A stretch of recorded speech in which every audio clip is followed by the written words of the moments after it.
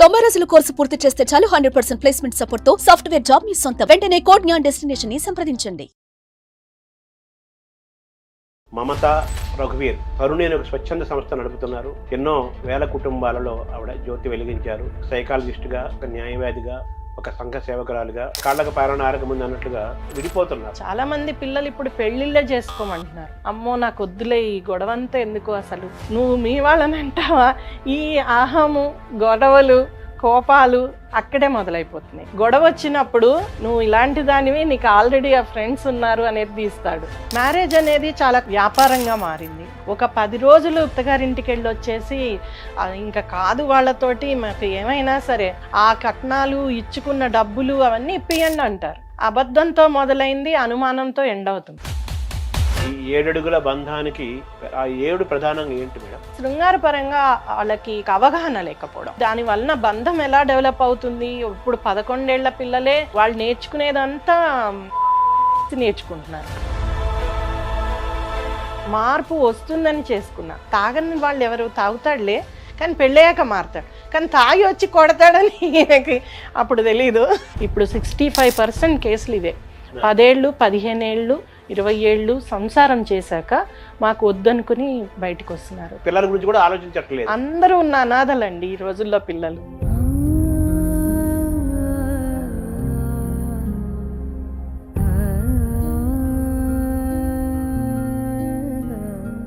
మొన్ననే ఒక కేసు వచ్చింది. అమ్మాయి తిరుపతి వెళ్ళిపోయింది ఎవడి కోసమో.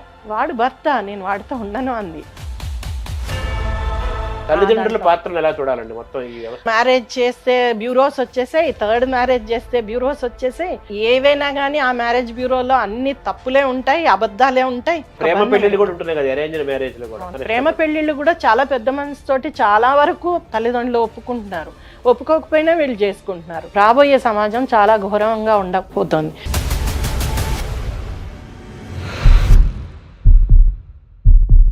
నమస్కారం.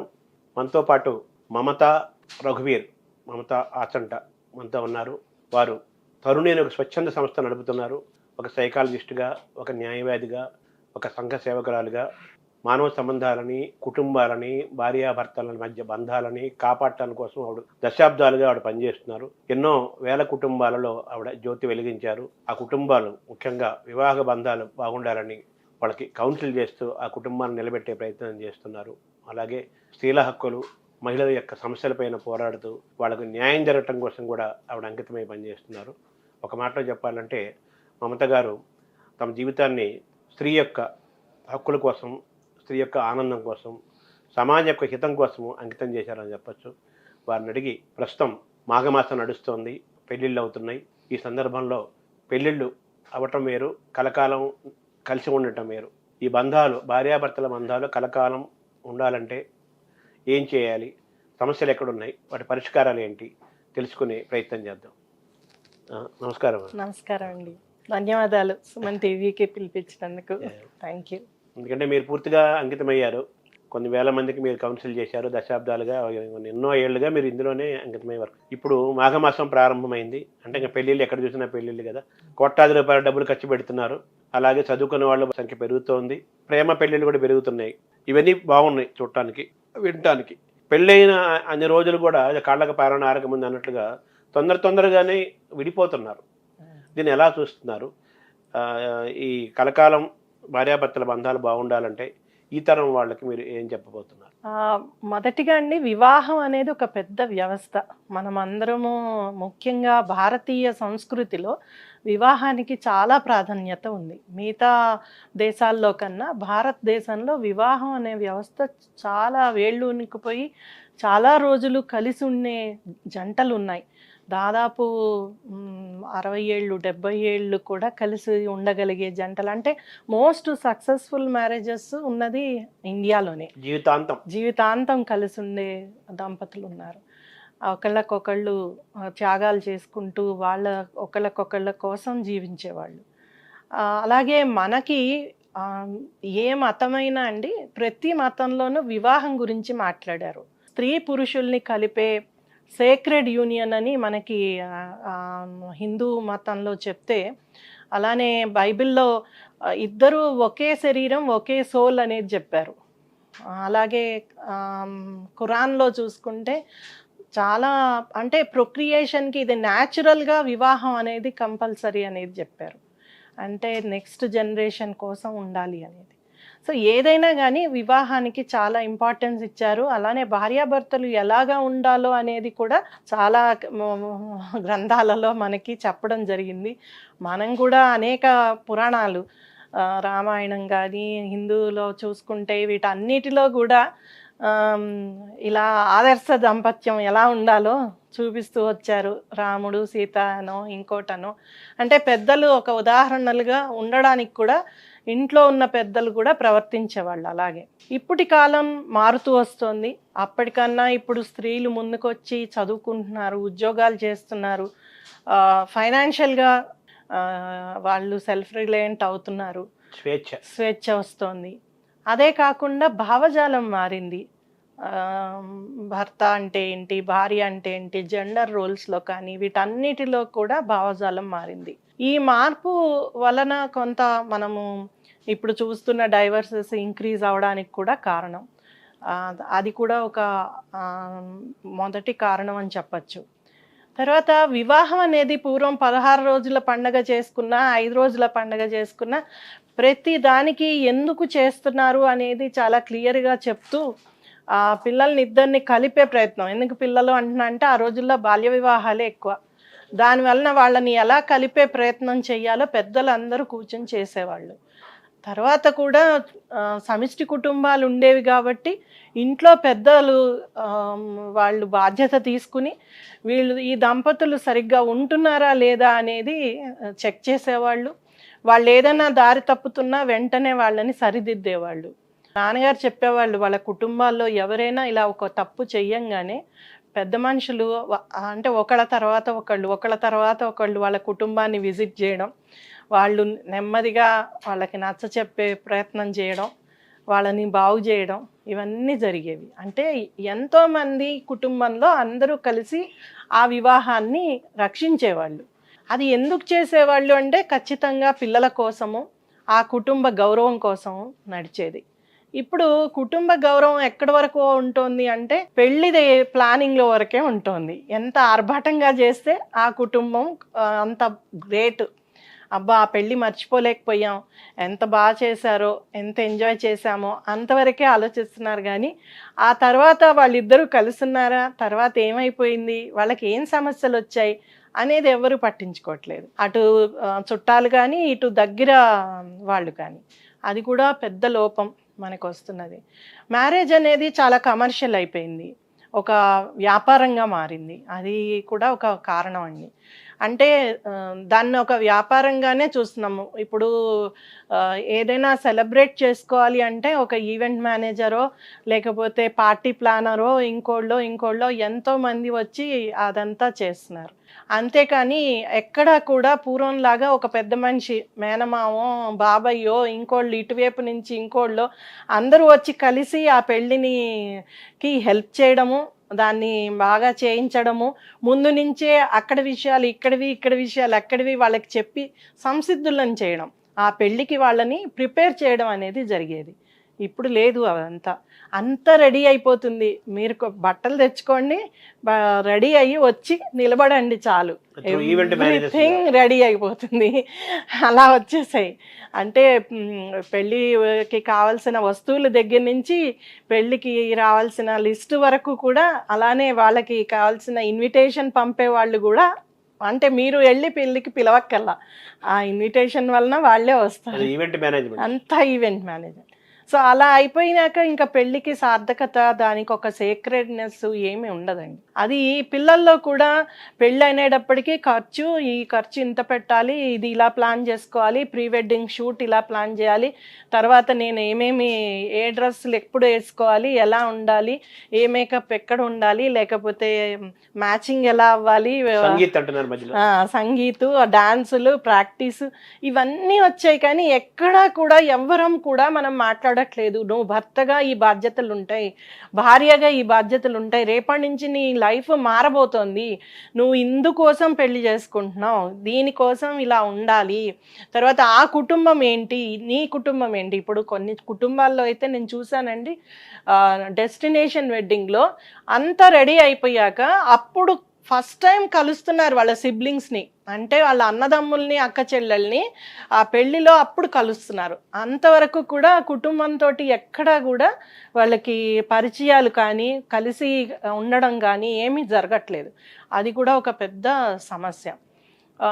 దానివల్ల ఏంటంటే కొత్త కొత్తవి వస్తాయి సమస్యలు, ఆలోచనలు, ఇలా ఎందుకున్నారు, అలా ఎందుకు వచ్చింది, ఇవన్నీ కూడా అప్పుడు మొదలవుతాయి. అరే మా వాళ్ళని అంటావా, నువ్వు మీ వాళ్ళని అంటావా, ఈ అహము, గొడవలు, కోపాలు అక్కడే మొదలైపోతున్నాయి. నువ్వు ఆ రోజు అలా అన్నావు. చాలా చోట్ల మా దగ్గర వచ్చే కౌన్సిలింగ్లలో ఎప్పుడో పెళ్లి రోజు ముందో, పెళ్లికి ముందో, లేకపోతే ఏదో మాట వరుసకు అన్న విషయాన్ని చాలా గట్టిగా తీసుకుంటారు వీళ్ళిద్దరు. అదే గుర్తుపెట్టుకుంటారు. క్యాజువల్గా ఈ అమ్మాయి చెప్పింది ఎవరినైనా అబ్బాయిని చూపించి నా ఫ్రెండు అని చూపించింది అనుకోండి, అది మన ఇంట్లో పెట్టుకుంటాడు అబ్బాయి. గొడవ వచ్చినప్పుడు నువ్వు ఇలాంటి దానివి, నీకు ఆల్రెడీ ఆ ఫ్రెండ్స్ ఉన్నారు అనేది తీస్తాడు. లేదు అంటే ఈ అమ్మాయి కూడా ఏదో విషయంలో నువ్వు మా నాన్నని ఇలా అన్నావు, అది ఖర్చు విషయంలోనో ఇంకో విషయంలో అలాంటివి గుర్తుపెట్టుకుంటుంది. సో ఏదైతే గుర్తుపెట్టుకోక్కర్లేదో అవి గుర్తుపెట్టుకుంటున్నారు, ఏవి గుర్తుపెట్టుకోవాలో ఏవి నేర్చుకోవాలో అవి జరగట్లేదు.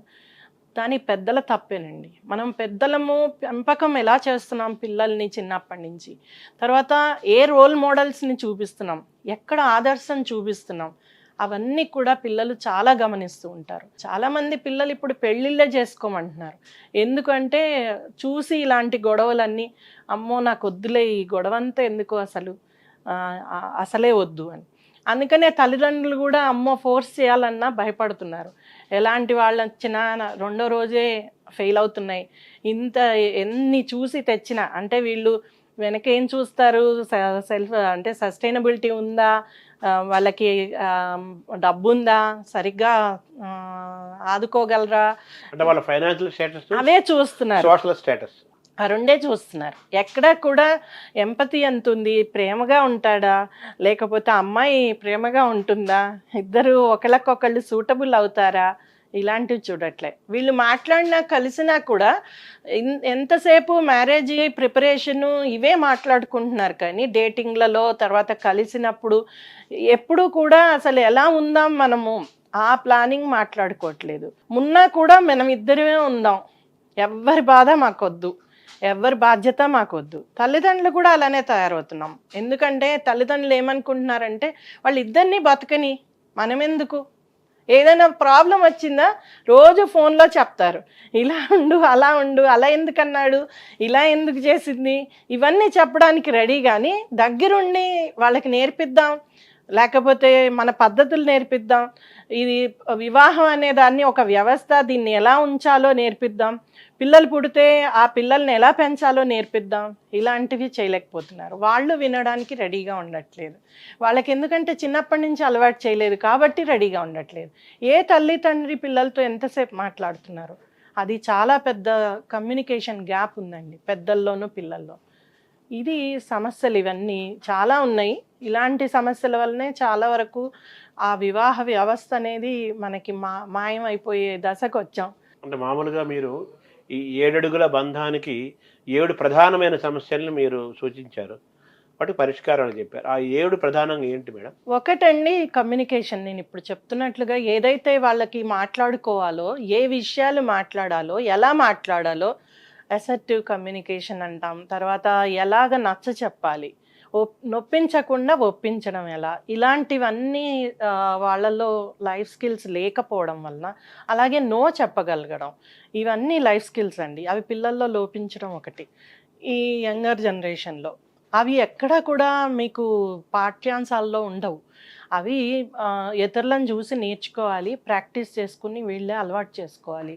అవి లేకపోవడం.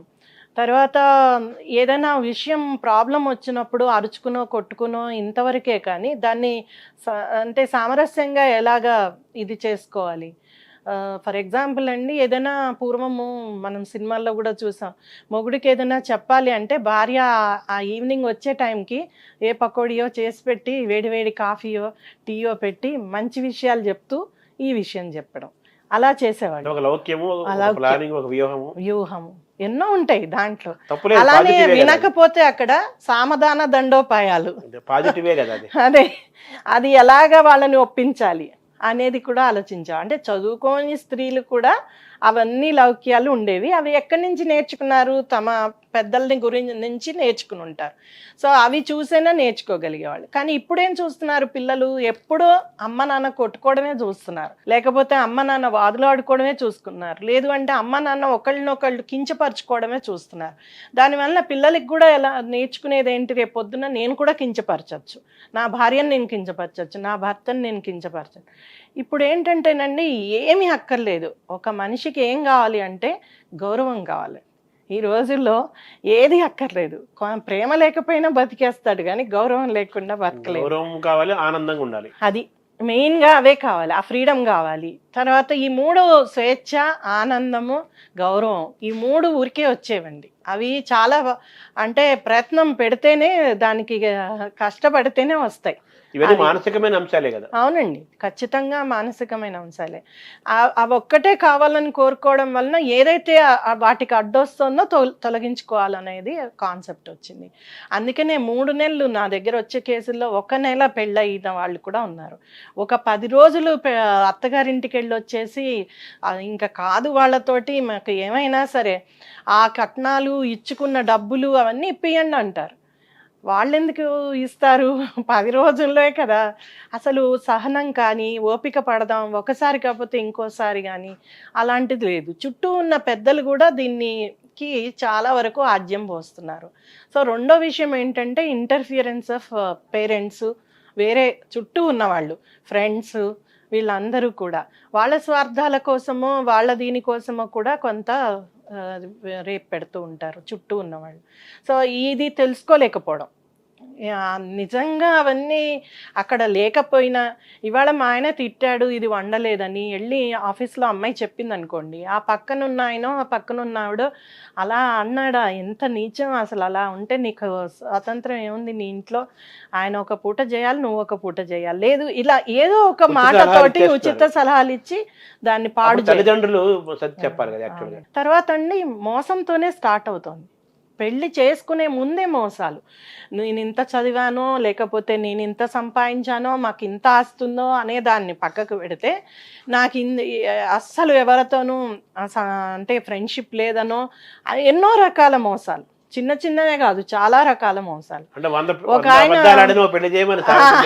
పూర్వం ఉండేదండి అబద్ధాలు ఆడి పెళ్లి చేయడం, కానీ ఇప్పుడు ఏంటంటే అబద్ధాలు చాలా ఈజీగా తెలుసుకోవచ్చు. అది అబద్ధమా నిజమా అనేది తొందరలోనే తెలుసుకోవచ్చు. దానికి చాలా రకాలు వచ్చేసాయి. ఈవెన్ ఏంటి ఎవరినైనా నిఘాకి పెట్టడమో అవి కూడా వచ్చేసాయి. తర్వాత టెక్నాలజీ వచ్చింది, ట్యాపింగ్ టెక్నాలజీ చాలా వచ్చింది. ఎక్కడికి వెళ్ళి వస్తున్నారు, ఏం చేస్తున్నారు అనేది ఒక ఇది పెడితే తెలిసిపోతుంది. ప్రతి దాంట్లో, ఫోన్లో, అన్నిట్లో కూడా ఈజీగా ట్యాప్ చేసుకోవచ్చు, తెలుసుకోవచ్చు. అందరూ నేర పరిశోధనలు చేసేటట్లు అందరూ కూడా చేయగలుగుతున్నారు, డిటెక్టివ్స్ అయిపోతున్నారు. ప్రైవేట్ డిటెక్టివ్స్ని కూడా పెట్టుకుంటున్నారు కనుక్కోవడానికి. అంటే ఇవన్నీ అంటే కలిసి కలవడానికి కాదు, విడిపోవడానికి అండి. నిజంగా కూడా అది అనుమానం. మూడవది చాలా పెద్ద ప్రాబ్లం అనుమానం అండి. అబద్ధంతో మొదలైంది, అనుమానంతో ఎండ్ అవుతుంది. సో ఆ అబద్ధంతో స్టార్ట్ అయ్యాయి కాబట్టి వీళ్ళకి ఇంకా ఎప్పుడు నమ్మకము, ఒక ట్రస్ట్. అంటే ఒకసారి అబద్ధం చెప్పినా దాన్ని క్షమించేసి నెక్స్ట్ టైం చెప్పకుండా ఉండగలిగే అంత పెద్ద మనస్సు, లేకపోతే అంత వ్యక్తిత్వము డెవలప్ కావట్లా. అది కూడా పెద్ద సమస్య పిల్లల్లో. అవన్నీ డెవలప్ కానియట్లే మనం. 24 గంటలు నువ్వు ఐఐటి చేసావా, మెడిసిన్ చేసావా, లేకపోతే యుఎస్ వెళ్ళావా, ఇంతవరకే తల్లిదండ్రులు చూస్తున్నారు. కానీ క్యారెక్టర్ ఎంతవరకు డెవలప్ చేయగలిగాం, వ్యక్తిత్వం ఎంతవరకు డెవలప్ చేయగలిగాం, ఎలాంటి వాటికి ఎలాంటి యాక్షన్ వస్తుంది, రియాక్షన్ వస్తుంది, ఇవన్నీ తల్లిదండ్రులు గమనించకపోవడం చాలా పెద్ద సమస్య అండి. అది పైగా మా వాడులే, తప్పు లేదు అనే కప్పిపుచ్చుకునే ధోరణి కూడా ప్రాబ్లం. తర్వాత అండి ఇంకొకటి వివాహేతర సంబంధాలు అవి చాలా కామన్ అయిపోయాయి. అది తప్పు లేదు అనే స్థాయికి వచ్చేసారు. ఒకే పార్ట్నర్కి కమిట్ అయ్యక్కర్లేదు అనేది. అది రెండు వైపులా. పూర్వము ఓన్లీ మగవాళ్ళలో ఉండేది ఒక పద్ధతి ఉండేది, దానికి కూడా అంటే దాంట్లో కూడా ఒక నియమాలు ఉండేవి, నీతి ఉండేది. ఇప్పుడు అవన్నీ లేవు. ఎందుకు లేవు అంటే మనకు వచ్చిన టెక్నాలజీ, దాని ఆకర్షణలు, దాంట్లో చూపిస్తున్నవి. మూడోదండి, శృంగారపరంగా వాళ్ళకి కరెక్ట్గా అనుభవాలు లేకపోవడం. అంటే అనుభవం కాదు, అక్కడ వాళ్ళకి అవగాహన లేకపోవడం. అసలు ఏంటిది, దాని వలన బంధం ఎలా డెవలప్ అవుతుంది ఒక పురుషుడికి స్త్రీకి అనేది అర్థం కాలే. సెక్స్ ఎడ్యుకేషన్ లేదండి, అది చాలా అవసరం. చిన్నప్పుడే మనము పిల్లలకి సెక్షువాలిటీ ఎడ్యుకేషన్ అంటాం, ఫ్యామిలీ లైఫ్ ఎడ్యుకేషన్ అంటాం. అవి చాలా అవసరం అండి. అవి చెప్పకపోవడం వలన కూడా మనకి ప్రాబ్లం. పాఠ్యాంశాల్లో పెట్టేసి ప్రభుత్వం చేతులు దులుపుకున్నారు. ఏ టీచరు అలాంటివి చెప్పలేని పరిస్థితి. ఎందుకంటే ఇప్పుడు 11 ఏళ్ల పిల్లలే ఆల్రెడీ సెక్షువల్ లైఫ్లోకి ఎంటర్ అవుతున్నారు. అంత యంగ్ పిల్లల్లో ఇంకా అసలు ఏంటిది అనేది తెలియదు. వాళ్ళు నేర్చుకునేదంతా వాళ్ళు చూస్తున్న రీల్సో లేకపోతే పార్నో చూసి నేర్చుకుంటున్నారు. అంటే అవగాహన వేరు, ఆకర్షణ వేరు కదా. అవునండి. ఆ పార్న్ అవన్నీ కరెక్ట్ కాదు, అవన్నీ కల్పిస్తారు. ఇప్పుడు సినిమా అనేది మనం కల్పితం అనేది తెలుసుకోవాలి అని చెప్తారు. అలాగనే ఇది కూడా కల్పితం అనేది వాళ్ళకి తెలియట్లా.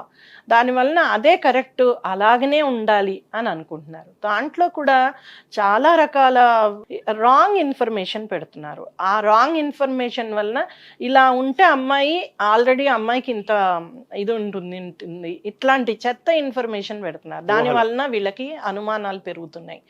ఆ అనుమానాల వలన సరిగ్గా దంపతులు ఇద్దరు దాన్ని అనుభవించడం కానీ, దాని వలన బంధం ఏర్పడడం కానీ ఉండట్లేదు. పూర్వం అలాంటిది లేకపోయినా ఒక బాధ్యతగా, లేకపోతే తన బంధానికి కట్టుబడి ఉండాలన్న పిల్లల కోసమైనా బాధ్యతతో ఇద్దరు వ్యవహరించేవాళ్ళు. ఇప్పుడు లేదు, అదొక్కటే ఎంటర్టైన్మెంట్, అదొక్కటే మనకి కావాలి అని అనుకుని అది ఎక్కడ దొరుకుతుందా అని పరుగులెడుతున్నారు. యాక్చువల్లీ ప్రేమ లేని చోట శృంగారం లేనే లేదు, అది తెలుసుకోలేకపోతున్నారు. అందుకనే చాలా ఇన్స్టెంట్గా రిలేషన్షిప్స్ ఏర్పడుతున్నాయి, ఇన్స్టెంట్గానే కట్ అవుతున్నాయి. అది పెళ్లిలో కూడా వర్తిస్తుంది. సో అక్కడే మొదలవుతోంది ఒక అసంతృప్తి. ఆ అసంతృప్తిని కమ్యూనికేట్ చేయడం ద్వారా, మాట్లాడుకోవడం ద్వారా, సెట్ చేసుకోవడం ద్వారా, అలాగనే అవసరమైతే ఎక్స్పర్ట్స్ దగ్గరికి వెళ్ళడం ద్వారా మార్పు చేసుకోవచ్చు, బాగు చేసుకోవచ్చు. కానీ అంత సహనం చూపించట్లేదు దంపతులు. అది ఒక సమస్య. అలాగనే ఎక్స్పెక్టేషన్స్ అండి, చాలా ఇలా ఉండాలి, అలా ఉండాలి, ఇంత ప్యాకేజ్ ఉంది కాబట్టి ఇవన్నీ చేస్తాడు, నన్ను అన్ని ఊళ్ళు తిప్పుతాడు, లేకపోతే ఈ అమ్మాయికి ఇంత ఉంది కాబట్టి నేను ఇన్ని లోన్లు తీసుకోవచ్చు. ముందే అది ఫైనాన్షియల్ అవనండి, వేరే ఎక్స్పెక్టేషన్స్ ఏమన్నా అండి, అంటే వాళ్ళ బాధ్యత పరంగా ముందు మన ఇద్దరు ఆదాయం కలిపి ఎంత అనుకుంటున్నారు, పెళ్ళి అయిపోయిన తర్వాత మారిపోతుంది. చాలా వరకు ఉంటుంది. ఇప్పుడు కనపడని ఖర్చులు ఉంటాయి, బాధ్యతలు ఉంటాయి, ప్రతి వ్యక్తికి ఉంటాయి. ఏదో అనుకోని బాధ్యత వస్తుంది, ఎవరికో ఆరోగ్యం బాగాలేకపోతే ఖర్చు పెట్టాల్సి వస్తుంది, లేకపోతే ఎవరికో సర్దాల్సి వస్తుంది, ఇలా ఏవోటి ఉంటాయి. అవి అర్థం చేసుకోవాలి. అంటే తల్లిదండ్రుల్ని, వాళ్ళ కుటుంబ సభ్యులు కూడా ఒకసారి మనం హెల్ప్ చేయాల్సి వస్తుంది. అవును, తప్పనిసరి కదండి, అది బాధ్యత. సో అలాంటి వాటికి ఎదుర్కోవాలి. అది కష్టమే, నిజమే. వాళ్ళు అనుకున్నట్టుగా జరగకపోవచ్చు కదా, ఏదైతే ప్లాన్ చేసుకున్నారో అలాగే ఉండదు కదా జీవితం అంటే. సో అది కూడా ఎదుర్కోలేకపోవడం. అలాగనే నేను ఇంకోటి ఎక్స్పెక్టేషన్లో ఇంకోటి ఏంటంటే, ఎప్పటికీ మేమిద్దరమే ఉంటాము అనేది కూడా రాంగ్. పిల్లలు వచ్చాక కూడా బాధ్యతలు పంచుకోవడానికి గొడవలు, లేకపోతే పెద్దలు ఎవరైనా లేకపోతే ఇంటికి ఎవరైనా వచ్చినా దానికి బాధ్యతలు పంచుకోవడానికి గొడవలు, పని మనిషి దగ్గర నుంచి రాని రోజు, లేకపోతే ఇంకేదైనా ఇలాంటి చిన్న చిన్న వాటికి కూడా గొడవలు పడడం, వాటికి అంటే సమన్వయం పాటించకపోవడం, ఇవన్నీ కూడా సమస్యలండి. సో ఎంతో ఎక్స్పెక్టేషన్స్తో చేసుకుని అసంతృప్తితోటి అతి తొందరలో డైవర్స్ తీసుకుంటున్నారు చాలా వరకు దంపతులు. ఎందుకు ఎక్స్పెక్టేషన్? అసలు ఇంకొకటి చూసింది ఏంటంటే, మారతాడు అని చేసుకున్నా, మా కౌన్సిలింగ్లో ఎక్కువ చెప్పేది మార్పు వస్తుందని చేసుకున్నా. తాగుతాడని తెలుసు, కానీ పెళ్ళయ్యాక మారతాడులే, తాగని వాళ్ళు ఎవరు, తాగుతాడులే కానీ పెళ్ళయ్యాక మారుతాడు. కానీ తాగి వచ్చి కొడతాడని ఈయనకి అప్పుడు తెలీదు. తను చూసుంటుంది వాళ్ళ నాన్ననో ఇంకెవరినో, కానీ ఇక్కడ ఏంటంటే నేను ఎందుకు పడాలి అనేది వస్తుంది. సో ఇట్లాంటివి చాలా ఇష్యూస్ ఉన్నాయి. మనకి ఆడవాళ్ళు అంతకు ముందు వచ్చి కంప్లైంట్ చేసేవాళ్ళు కాదు, తర్వాత ఎక్కడ కూడా వేరే వాళ్ళ దగ్గరికి వెళ్ళేవాళ్ళు కాదు. మా కౌన్సిలింగ్లలో కూడా ప్రాబ్లం ఏంటంటేనండి, చాలామంది కౌన్సిలర్సే, అటు పెద్దలు, కుల పెద్దలు కానీ మత పెద్దలు కానీ వాళ్ళు కౌన్సిలర్సే. ఒక కుటుంబంలో పెద్దరికం ఉన్న వాళ్ళు కూడా కౌన్సిలరే. ప్రతి ఒక్కళ్ళు ఒక కౌన్సిలింగ్ అనే పదాన్ని బాగా వాడేస్తున్నారు, అటు పోలీసులు కానీ ఇటు ఇంకోళ్ళు కానీ. అసలు ఎక్స్పర్ట్ కౌన్సిలింగ్ని తీసుకోవట్లేదు. సో ఒక కౌన్సిలర్ నుంచి ఇంకో కౌన్సిలర్కి జంప్ అవుతూ ఉంటారు, మళ్ళీ ఇంకో కౌన్సిలర్ ఆవిడ చెప్పింది నచ్చలే అంటే తమకి అనుకూలంగా మాట్లాడగలిగే వాళ్ళకి నచ్చుతారు. అంటే తప్పు నీదేమి లేదమ్మా, అంతా వాళ్ళదే అని చెప్పాలి. అదే అలా చెప్పగలిగే వాళ్ళని నచ్చుతారు. తర్వాత అలా చెప్పలేదంటే వెళ్ళి మేము కొట్లాడతాం, ఇప్పుడే వాడు అంతు తెలుస్తాం, లేకపోతే ఆ అమ్మాయి అంతు తెలుస్తాం అని అన్నప్పుడు వద్దొద్దు ఆగండి అన్న వాళ్ళు నచ్చరు. మళ్ళీ పద అని ఒక అడ్వకేటో ఇంకోళ్ళో పద 4 కేసులు వేద్దాం అనేవాళ్ళు నచ్చుతారు. తర్వాత మళ్ళీ రౌండ్ అబౌట్ వెనక్కే వస్తారు. ఏంటండి ఇలా కాలేదు, ఏమీ జరగలేదు, కోర్టులో కేసేసి 10 ఏళ్ళు అయింది, లేకపోతే 5 ఏళ్ళు అయింది, ఇంతవరకు ఏమీ జరగట్లేదు. సివిల్ కోర్ట్స్ అంటారు కదా వీటిని. అవునండి, మనకి ఫ్యామిలీ కోర్ట్స్ ఉన్నాయి, తర్వాత ఉమెన్ కోర్ట్స్ ఉన్నాయి. ఈ డొమెస్టిక్ వైలెన్స్ కానీ భార్యాభర్తల మధ్య వచ్చే ఇష్యూస్ అన్నిటి చూడడానికి ఈ కోర్ట్స్లోనే చూస్తారు. దానికోసం సఖీ సెంటర్స్ పెట్టారు మన ప్రభుత్వం, మొత్తం దేశం అంతా ఉన్నాయి సఖీ సెంటర్స్. పరిష్కారాలే రావట్లేదు, సమస్యలు పెరుగుతుంది. అదేనండి, పరిష్కారం ఎక్కడో ఉండదు, సమస్య ఎక్కడుందో అక్కడే పరిష్కారం ఉంటుంది. డెఫినెట్ గా ఇప్పుడు 4 గోడల మధ్య ఒక భార్యాభర్త మధ్య జరిగేవి వాళ్ళిద్దరికీ తెలుసు. ఎంత చెప్పినా కౌన్సిలర్కి నిజం చెప్పరు, ఏవో కొన్నైనా దాస్తారు. ఏది అనుకూలమో అదే చెప్తారు, ఏది అనుకూలం కాదో లేకపోతే వాళ్ళు చేసిన తప్పులు ఏమున్నాయో వాళ్ళకి తెలుసు, కానీ అవి చెప్పరు. అండ్ ఏవైతే ఆకర్షణలు ఉన్నాయో లేకపోతే వదిలేసి ప్రశాంతంగా ఉందాం బతుకుదాం అనుకునే వాళ్ళు ఎలా అయినా తగ్గొట్టడానికే చెప్తారు. అంటే ఏదైనా ఎక్స్ట్రీమ్ లెవెల్స్ లో ఉంటే బోత్ సైడ్స్ అప్పుడు ఏంటంటేనండి, బాగా వాళ్ళు అన్ని ప్రయత్నాలు చేశాక కౌన్సిలర్ల దగ్గరికి వచ్చేవాళ్ళు. ఇప్పుడు అలా కాదు, కౌన్సిలర్ దగ్గర తొందరగానే వస్తారు కానీ ప్రయత్నం చేయడానికి ఎక్కడో ఇంట్రెస్ట్ చూపించరు. ఇప్పుడు మాకు సిడిడబ్ల్యూస్ ఉన్నాయి సిటీలో, 28 సెంటర్స్ ఉన్నాయండి. ఓన్లీ 3 కమిషనరేట్లలోనే, రాచకొండ, సైబరాబాద్, హైదరాబాద్కి. ఇన్ని సెంటర్లలో కొన్ని వేల కేసులు ఎవ్రీ ఇయర్ చూస్తున్నారు. ఆ ప్రతి కేసులోనూ ప్రొఫెషనల్ కౌన్సిలరే వాళ్ళకి కౌన్సిలింగ్ ఇస్తున్నారు, మళ్ళీ దాని తర్వాత ఫాలో అప్ చేస్తున్నారు. పోలీస్ స్టేషన్ నుంచే బేసిక్ గా వాళ్ళని కలపడానికి. అవునండి, మీరు హ్యాపీగా ఉండని చెప్తారు ఫస్ట్. అవునండి, మాక్సిమం ప్రయత్నం చేస్తారు. అవును, దానికి ఇప్పుడు ఏం చేశారంటే 498A వినుంటారు మీరు, చట్టం ప్రకారం ఇప్పుడు మారింది దాని నెంబరు, కొత్త న్యాయ చట్టాలు వచ్చాక. బట్ 498A ప్రకారం ఇప్పుడు ఏంటంటే 3 కౌన్సిలింగ్స్ కంపల్సరీ, లేకపోతే అరెస్ట్ కానీ కేసు ఫైల్ చేయడం కానీ చేయడానికి లేదు పోలీస్కి కూడా, మిస్యూజ్ అవుతుందని. అందుకని ఈ కౌన్సిలర్స్ 3 సార్లైనా కౌన్సిలింగ్ చేస్తారు, తర్వాత ఫాలో అప్ చేస్తారు. పోలీస్ స్టేషన్ నుంచి ఫోన్ వెళ్తుంది, కలిసి ఉన్నారా, కొట్టుకుంటున్నారా, బాగానే ఉన్నారా అని కూడా అడుగుతున్నారు. అంత చేశాక కూడా కలవట్లేదు, గొడవలు అవుతూనే ఉన్నాయి, మార్పు లేదు. ఇప్పుడు ఒక అలవాటు ఉందండి, అతను తాగొచ్చి కొడతాడో లేకపోతే పని చేయడో సంపాదించడో, ఇవన్నీ కొన్ని అలవాట్లుగా మారాయి కొన్నేళ్ల బట్టి. అది ఒక కౌన్సిలింగ్లోనో ఒకసారి పోలీస్ స్టేషన్కి రావడం వలన మారదు. పూర్వం ఏం చేసేవాళ్ళు అంటే తీసుకెళ్ళి 2 తగిలించేవాళ్ళు, తగిలిస్తే మారేవాడు వెంటనే. ఇప్పుడు ఆ పరిస్థితి లేదు, మనం కొట్టడానికే లేదు. సో ఎంతసేపు కౌన్సిలింగే, ఎంతసేపు మాట్లాడడమే. ఆ మాట్లాడడం వల్ల అంత తొందరగా మనసు మార్చుకుని అలవాట్లు మార్చుకోగలిగే వాళ్ళు తక్కువ. నిన్ననే ఒక కేసు, ఆ అమ్మాయి ఏం వండట్లేదు, పిల్లలు 3 ఆడపిల్లలు, వాడేమో ఏం పని చేయడు, ఈ అమ్మాయి పని చేస్తున్నా ఆ జీతాన్ని తీసుకుంటాడు, తను పని చేసినా తాగొస్తాడు, కొడతాడు. సో అర్ధరాత్రి పారిపోయి వచ్చేసింది నా దగ్గరికి, 3 ఆడపిల్లలు. ఆ పిల్లల్ని కూడా వదిలేసి వచ్చింది, ఎందుకంటే కత్తి పట్టుకుని వాడు వెనకాల వచ్చాడు చంపేస్తానని. నిన్ను చంపి నేను జైలుకి వెళ్తాను, నాకేం ప్రాబ్లం లేదు అనే ఇదిలోనే వచ్చాడు. కౌన్సిలింగ్కి పంపించాం, సిడిడబ్ల్యూ కౌన్సిలింగ్కి వెళ్తే అక్కడ ఒకళ్ళ మీద ఒకళ్ళు కంప్లైంట్లు చెప్పుకున్నారు. నువ్వు ఈ అమ్మాయి వండి పెట్టదు, ఇంట్లో పని. ఆ అమ్మాయి రోజంతా 8 గంటలో 9 గంటలో డ్యూటీ చేసి రావాలి. ఇతను ఏ హెల్ప్ చేయడు. పైగా వచ్చాక కూడా వేడిగా అన్నం లేదనో కూర లేదనో అన్నీ ఇసిరేయడం, దాన్ని కొట్టడం ఇవన్నీ చేస్తాడు. అందుకనేసేసి ఆమె అంటే ఇష్టం లేదు అట్లా అలా ఉండడం, బతకడం. ఎన్నేళ్ళు బతకాలి ఇలాగా? పిల్లలు కూడా ఏంటంటే వాళ్ళు కూడా అమ్మతో ఉండాలో నాన్నతో ఉండాలో, రోజు కొట్టుకునే వాళ్ళతో ఎలా ఉండాలో వాళ్ళు తెలియని పరిస్థితి. అందరికన్నా అన్యాయం అయిపోయేవాళ్ళు పిల్లలే కదండి ఇలాంటి. ఇప్పుడు వీళ్ళు కాస్త కౌన్సిలింగ్ తర్వాత కలిసిన్నారు. మళ్ళా 4 రోజులకోసారి ఫోన్ చేస్తున్నారు. అమ్మ మారాడమ్మా, ఇప్పుడు బాగున్నాడు, తాగి రాలేదు, కొట్టలేదు. ఎన్ని రోజులు ఉంటాడు అలా? ఎన్ని రోజులు? మీరు గుర్తించిన ప్రధానమైన 7 సమస్యల్లో మనం 7 అడ్రస్ చేసామా, ఇంకా ఉన్నాయా? ఉన్నాయండి. ఇలాంటి ఎన్నో కేసులు చూస్తున్నాం. అంటే నేను అనేది వాళ్ళ ఎక్స్పెక్టేషన్స్ మనము ప్రాక్టికల్గా ఉండకపోవడం కూడా ప్రాబ్లం అండి. ఏదో ఎక్స్పెక్ట్ చేయడం, చాలా ఎక్కువ ఎక్స్పెక్ట్ చేయడం. కొన్ని రోజుల్లోనే ఇల్లు కొనేస్తాడు, కొన్ని రోజుల్లోనే ఇంకోటి చేసేస్తాడు, చాలా ఊహలు.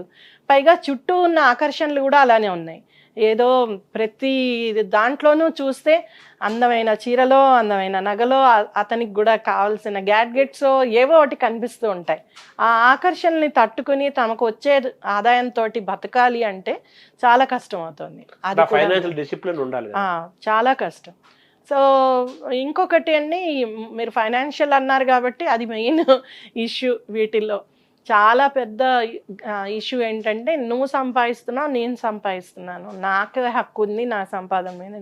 ఇద్దరి సంపాదన ఒకటే అనుకునే రోజులు కావు ఇప్పుడు, అనుకోవట్లేదు కూడా.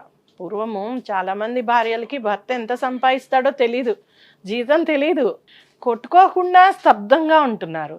దాన్నే సైలెంట్ డైవర్స్ అంటున్నాం.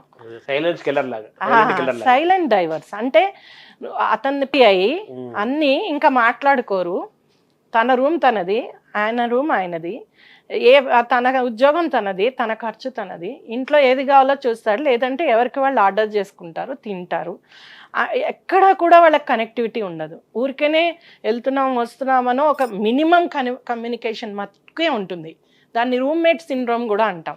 దాంట్లో కూడా అంతే. రూమ్మేట్స్ ఎలా ఉంటారు, ఎంతవరకు అవసరమో, ఇగో నేను తాళం అక్కడ పెట్టి వెళ్తున్నా, లేకపోతే ఇది ఆన్ చేసి వెళ్తున్నా, ఆఫ్ చేసుకో, ఏవైతే మినిమం ఇంట్లో ఉంటారు కానీ ఏమి వాళ్ళకి ఒకళ్ళకొకళ్ళకి బాధ్యతలు ఏం బంధాలు ఉండవు. అలాంటిది ఒకటి వస్తుంది. అది మెయిన్ ప్రాబ్లం అండి. అంటే నువ్వు సమస్యని పక్కకి నెడుతున్నావు, హషప్ చేస్తున్నావు, కార్పెట్ కిందకి నెడుతున్నావు, కానీ దాన్ని బాగు చేసుకోవాలి లేకపోతే నిలుపుకోవాలి అనే ఆలోచన వీళ్ళకి కలగట్లా. ఎయిదర్ కాన్ఫ్లిక్ట్, గొడవలు, విడిపోవడం, ఆర్ ఇలాగా ఉంచేసుకుని అలా బతకడం. అది చూసి పెద్దలకేమో బాధ, అరే ఏంటి ఇలా ఉంటున్నారు వీళ్ళు, అసలు వీళ్ళకి అటాచ్మెంటే లేదు, ఏంటి అమ్మాయి వచ్చి వారమైనా ఫోన్ అయినా చేయడు. తర్వాత వాళ్ళు అనుకుంటారు, ఏంటి అమ్మాయి వండేనా పెట్టదు, కాస్త వాడి కడుపు నిండపోతే ఎలాగ బతుకుతాడు వీడు, బయట తిని తిని ఇలాంటి అనారోగ్యాలు తెచ్చుకుంటున్నారు. ఇలాంటి పెద్దలు ఇంకా ఇంటర్వ్యూన్ అవుతూ ఉంటారు. దాంతో మళ్ళీ అవి ఇంకా ఎక్కువగా జరగడం మొదలవుతాయి. అదొకటండి. గమ్మత్తు ఏంటంటే, చాలా ఏళ్ళు కలిసి ఉన్న వాళ్ళు కూడా విడిపోవడానికి రెడీ అవుతున్నారు. నాకు వచ్చే కేసులు ఈ మధ్య ఎక్కువైపోయాయి. 20 ఏళ్ళు 30 ఏళ్ళు పిల్లలు, ఒక 14 ఏళ్ళు 15 ఏళ్ళ పిల్లలు ఉన్నా కూడా విడిపోవడానికి మొదలవుతున్నారు. మీరు వినే ఉంటారు, 50 ఏళ్ళు 60 ఏళ్ళు సంసారాలు చేసిన వాళ్ళకి కూడా దాన్ని ఇంకోటి అంటాం, గ్రే డైవర్స్ అంటాం. అంటే చాలా ఏళ్ళు కలిసి ఉన్నాక కూడా ఇంకా వాళ్ళకి ఒక రకమైన విసుగు అన్నమాట. ఆ విసుగుతోటి ఎప్పుడు ఇంతేనా లైఫ్, ఇంకా మార్చుకోవాలి జీవితాన్ని, చాలు ఇంకా నేను ఏదో ఇన్నాళ్ళు పిల్లలు పెరగడానికో లేకపోతే పిల్లలకి చదువులకి అవసరమో ఏదో దానికోసం నోరు మూసుకుని ఉన్నాం, ఇంకా అవసరం లేదు, ఉండాల్సిన అవసరం లేదు. ఓ 10 ఏళ్ళు 15 ఏళ్ళు అయ్యేటప్పటికి చాలా ఎక్కువ కేసులు ఇవే వస్తున్నాయండి. ఇప్పుడు 65% కేసులు ఇవే. 10 ఏళ్ళు 15 ఏళ్ళు 20 ఏళ్ళు సంసారం చేశాక మాకు వద్దనుకుని బయటకు వస్తున్నారు. కానీ దానివల్ల పిల్లల మీద చాలా ఎక్కువగా ఇంపాక్ట్ ఉంటుంది. ఆ పిల్లలు రేపొద్దున వాళ్ళు దంపతులు అయినప్పుడు, వాళ్ళు భార్యాభర్తలు అయినప్పుడు ఇవన్నీ కూడా దాని మీద ఇంపాక్ట్ అంటే వస్తుంది. ఈ బంధాలు శాశ్వతంగా అతని ఫీలింగ్ లోకి వెళ్ళిపోతారు. డెఫినెట్గా వాళ్ళకు ఇన్సెక్యూర్ ఫీలింగ్, ఎవరిని నమ్మకపోవడము, తర్వాత ఏదైనా ప్రాబ్లం వచ్చినప్పుడు భయపడము, దాన్ని ఎదుర్కోలేకపోవడము, ఇవన్నీ కూడా ఆ కుటుంబాల పిల్లలకే వల్నబిలిటీ పెరుగుతుంది. అంటే వాళ్ళ మీద అత్యాచారాలు, వాళ్ళని ఇబ్బందుల్లో పెట్టేవాళ్ళు, తర్వాత వాళ్ళు తొందరగా డ్రగ్స్కో ఇలాంటి వాటికి అడిక్ట్ అవ్వడము, లేకపోతే ఆ పిల్లలు ఎవరో ఇచ్చిన చిన్న ప్రేమకో ఆకర్షణకో లోన్ కావడం, పారిపోవడం, ఇలాంటివన్నీ కేసెస్ కాన్ఫ్లిక్ట్ ఉన్న ఫ్యామిలీస్ నుంచే పిల్లలకి జరుగుతాయి. తల్లిదండ్రుల యొక్క బాధ్యతలను కూడా చూడటం అనేది కూడా ఇంపార్టెంట్. అక్కడ కూడా ఈ సంబంధాలు దెబ్బతింటుంది. చాలా ఎక్కువ అండి. పూర్వం ఏంటంటే ఒకళ్ళు సాక్రిఫైస్ చేసి కెరీర్ సాక్రిఫైస్ చేసి పిల్లల్ని చూసుకోవాలి అనుకునేవాళ్ళు.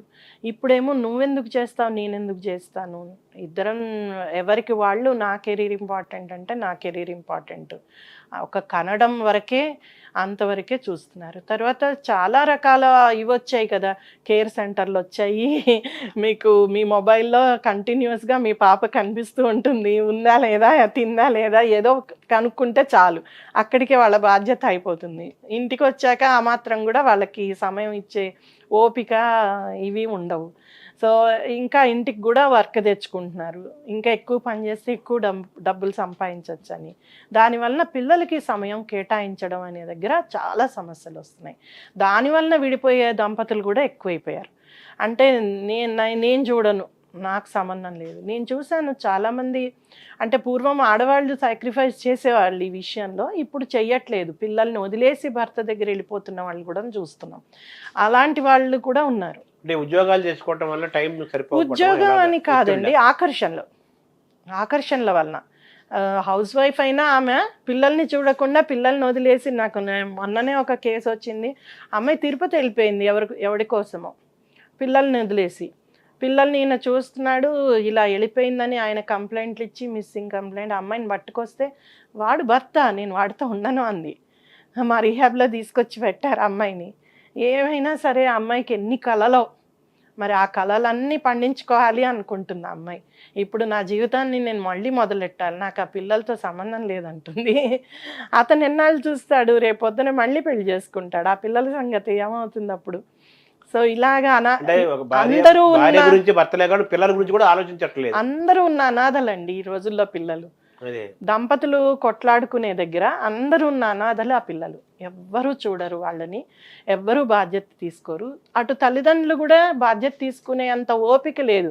ఇప్పటికి రిటైర్ అయిపోయాము, లేకపోతే బాధ్యతలు తీర్చుకున్నాం అనుకున్నాక చాలామంది ఇంక ఈ బాధ్యత మళ్ళీ ఎక్కడ మోస్తాం అని అనుకుంటున్నారు. తర్వాత వీళ్ళు కూడా వాళ్ళకి అప్పచెప్పడం ఇష్టం లేదు, ఎందుకంటే వాళ్ళ పెంపకం వేరుగా ఉంటుంది, వాళ్ళ పద్ధతులు వేరుగా ఉంటాయి, అవి నచ్చవు. సో ఇవన్నీ కూడా సమస్యలే. మేము ముఖ్యంగా ఎన్ఆర్ఐ పెళ్ళిళ్ళలో ఇవి చూస్తూ ఉంటాం. చాలా వరకు పిల్లల్ని అక్కడ కంటారు, గొడవలు వస్తాయి, ఇక్కడికి వచ్చేస్తారు. మేము ఎన్ఆర్ఐ కేసులే ఎక్కువ చేస్తాం, ఎన్ఆర్ఐ సెల్ పెట్టాము ఇక్కడ ఉమెన్ సేఫ్టీ వింగ్లో. ప్రాబ్లం ఏంటంటే నేను 7-8 కంట్రీస్లో వర్క్ చేస్తున్నాను ఈ కేసుల మీద. ఈవినింగ్ అయితే ఇవే కాల్స్ నాకు. మెయిన్ ప్రాబ్లం ఏంటంటే ఇదే, బాధ్యత ఎవరు తీసుకోవాలి, పిల్లలు లేకపోతే ఎవరిదైనా బాధ్యత ఎలా తీసుకోవాలి. లేకపోతే ఈమె డిపెండెంట్ అయి ఉంటుంది, ఆ డిపెండెన్సీ ఉంది కాబట్టి వాడు ఇష్టం వచ్చినట్టు బిహేవ్ చేస్తాడు, వదిలేస్తాడు. ఆ పిల్లలేమో సిటిజన్స్ ఆఫ్ యుఎస్ ఏదో కంట్రీ వాళ్ళు అయి ఉంటారు. వాళ్ళని ఇక్కడ తీసుకొచ్చాక వాళ్ళకి ఏమీ ఉండవు, ఇక్కడ ఆధార్ కార్డులో వీళ్ళు చదివించడానికో ఏమీ సౌకర్యాలు వాడు ఏమీ ఇవ్వడు. ఇలా చాలా వేల కేసులు ఉన్నాయండి. అందుకని ఈ మధ్య అక్కడ వెళ్ళి పిల్లల్ని కన్నాని వీల్లేదని చెప్తున్నారు కదా, అదే నయమేమో పిల్లల పరిస్థితి చూస్తే. పిల్లలు కూడా ఏంటంటే కొద్దిగా ఎదిగిన పిల్లలైతే మేము వెళ్ళి అక్కడే ఉంటాం, మాకు నువ్వు అక్కర్లేదు, అమ్మని కూడా అక్కర్లేదు, నువ్వు బాధలేదో నువ్వు పడు, నువ్వు కొట్లాడావు నువ్వు ఉండు, నేను నాన్నతోటి బాగానే ఉంటాం, మేము ఉంటాం అని వెళ్ళిపోయిన పిల్లలు కూడా చూసాం. వాళ్ళని తీసుకెళ్ళిపోతారు, వీరికి అన్యాయం, ఈ అమ్మాయికి అన్యాయమే, ఏమి ఇవ్వరు, లక్షల కట్నాలు తీసుకున్నవి వాపస్ ఇయ్యరు. ఈ అమ్మాయి ఆడవాళ్ళు కూడా ఎంత అది అమాయకత్వం అనుకోవాలో మరి ఏమనుకోవాలో తెలీదు. అటు తల్లిదండ్రులు కూడా అన్నీ ఇచ్చేస్తారు వాళ్ళకి, వీళ్ళ సర్టిఫికేట్లతో సహా అక్కడ వదిలేసుకుని వస్తారు. ఇక్కడికి వచ్చాక ఏమీ ఉండదు, ఎలా బతకాలో తెలీదు, ఎలా ఉండాలో తెలీదు, ఏమి డబ్బు ఆవేశం అంటారా? అంతేనండి, అది అక్కడ చేసిన ఆవేశం. మేము చాలా వాటిల్లో కలుపుతున్నాం. మళ్ళీ కొన్నేళ్ళు అయ్యాక వీళ్ళు రియలైజ్ అవుతారు, డబ్బులు లేక ఇబ్బందులు పడి, పిల్లలు ఇబ్బందులు పడి, అతను లోన్లీనెస్ తోటి అక్కడ ఉండలేక అప్పుడు రియలైజ్ అవుతారు. అలా కలిసిన కుటుంబాలు కూడా చాలా ఉన్నాయి.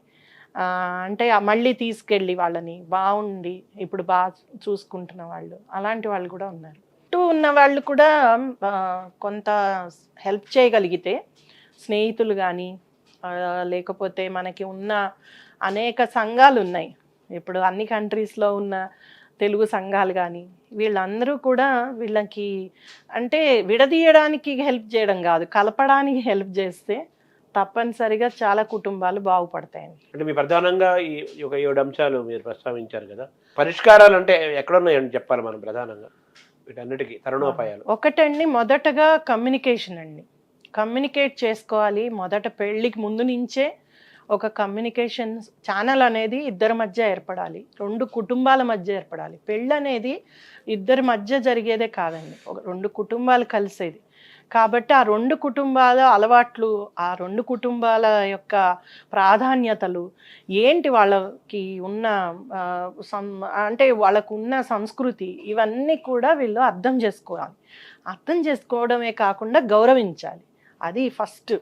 అలాగనే ఏదైనా చిన్న సమస్య వచ్చినా మాట్లాడుకోవడం అనేది అలవాటు చేసుకోవాలి. అందుకనే ఇవాళ రేపు 777 రూల్స్ అని పెడుతున్నారు. ఆ 777లో ఏంటంటే వారంలో 7వ రోజు మేము ఇంతసేపు 7 నిమిషాలు మాట్లాడుకుంటాం, లేకపోతే 7వ వారం మేము బయటికి వెళ్తాం తినడానికి, 7 నెలలకి కంపల్సరీ టూర్ వెళ్తాం, ఒక రొమాంటిక్ టూర్కి వెళ్తాం. ఇలాంటివన్నీ రూల్స్, గోల్డెన్ రూల్స్ అని మ్యారేజ్కి చాలామంది మోటివేషనల్ స్పీకర్స్ వీళ్ళందరూ. అలానే 333 రూలు, 777 రూలు, ఇట్లా అంటే అది కూడా ఇంతే. 3 రోజులకి ఒకసారి ఖచ్చితంగా కలిసి భోంచేస్తాం, అంటే ఖచ్చితంగా కూర్చుని మాట్లాడుకుంటూ కలిసి భోంచేస్తాం. అది కూడా ఇవాళ రేపు కష్టం కదా, ఎవరి భోజనం వాళ్ళదే కదా, ఉన్న సమయాలు లేవు. సో అలాగనమాట. అలానే 3 నెలలకు ఒకసారి అంటే ఫ్యామిలీని అందరినీ విజిట్ చేస్తాం. 3 ఏళ్ళకు ఒకసారి ఖచ్చితంగా అందరం కలిసి ఎక్కడికైనా వెళ్తాం, ఆ కుటుంబం ఈ కుటుంబం, ఇలా ఏవో అన్ని రూల్స్. అవి పూర్వం మన సంస్కృతిలో భాగంగా ఉండేవి. ఇప్పుడు పండగలు ఏవొచ్చినా కలవట్లేదా, కలుస్తున్నాం. కానీ ఏమైపోయింది అంటే ఎంతవరకు నువ్వు ఏం తిన్నావు, అక్కడికి వెళ్ళావు, ఏం బట్టలు వేసుకున్నావు, ఎంత ఆర్భాటం చేసావు, హంగు ఎంత చేసావు, అంతవరకే చూస్తున్నాం. కానీ ఈ బంధాలు మాట్లాడుకునే ఓపిక కూడా ఉండదు.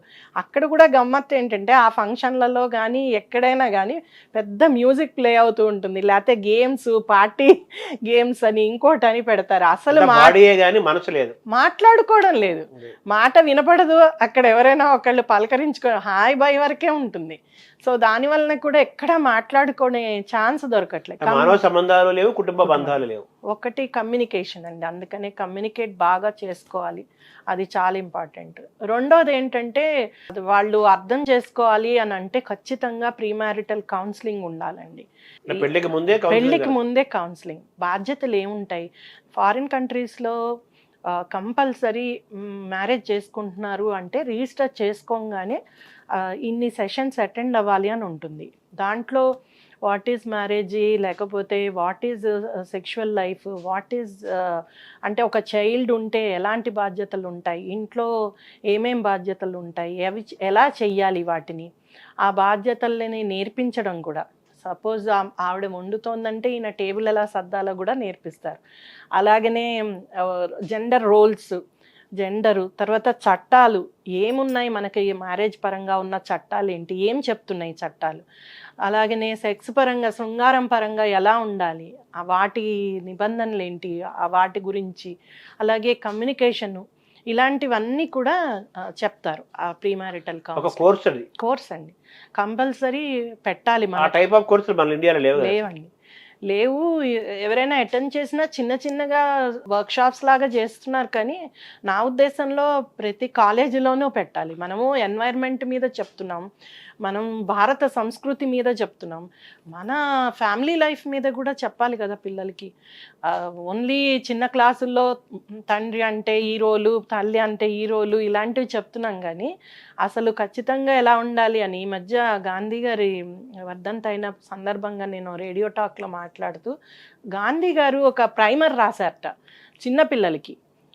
దాంట్లో ఇంటి పనులు ఎలా చెయ్యాలి అనేది ఒక రూల్, తల్లి చెప్తుందన్నమాట మగపిల్లాడికి ఆడపిల్లకి ఎలాగ ఇంటి పనులన్నీ చేసుకోవాలి, వంట ఎలా చేసుకోవాలి, శుభ్రత ఎలా ఉంచుకోవాలి, ఇలాంటివన్నీ ఆ ప్రైమరు చిన్న క్లాసుల వాళ్ళ నుంచే చెప్పేటట్లుగా ఆయన తయారు చేసి ఇచ్చారట. అంటే ఒక ప్రాక్టికల్ అప్రోచ్ తోటి కోర్సు డిజైన్ చేయాలి తప్పనిసరిగా. మేము బాలుర సంఘాలు పెట్టి బాలురకి ఇప్పుడు అలానే నేర్పిస్తూ ఉంటాం, వంటలు చేయడం, ఇల్లు ఊడవడం, తర్వాత తల్లిని ఎలా గౌరవించాలి, రేపు భార్యను ఎలా గౌరవించాలి, ఒక వ్యక్తిగా ఎలా చూడాలి ఒక స్త్రీని, ఇలాంటివన్నీ పిల్లలకి నేర్పిస్తూ ఉంటాం. అవి కూడా నేర్చుకోవాలి వీళ్ళు అని. అలాగే తరుణి మిత్ర అని అవార్డ్స్ ఇస్తూ ఉంటాం. ఎవరైతే నిజంగా అన్కండిషనల్గా ఒక స్త్రీకి తన కుటుంబంలో సపోర్ట్ ఇచ్చారో, ఈసారి బ్రదర్స్కి ఇస్తున్నాం, లాస్ట్ ఇయర్ సన్స్కి ఇచ్చాం. ఆ కేటగిరీ ఇంపార్టెంట్. సో అలాంటివన్నీ కూడా నేర్పించడం, రోల్స్ నేర్పించడం. సో జెండర్ రోల్స్ ఎలా మారుతున్నాయి, వాటి ప్రకారంగా తప్పు లేదు చేయడం, ఏం పనులు ఒక అబ్బాయి చాలా బాగా చికెన్ వండుతాడు, పిల్లలు అడిగితే వండుతాడు, కానీ భార్యకు మటుకు చేసి పెట్టాడు రోజు. ఏదైనా కొద్దిగైనా హెల్ప్ చేయరు. అలాంటివి కూడా తప్పనిసరిగా నేర్పాలి. అవి నేర్పించడం చాలా అవసరం.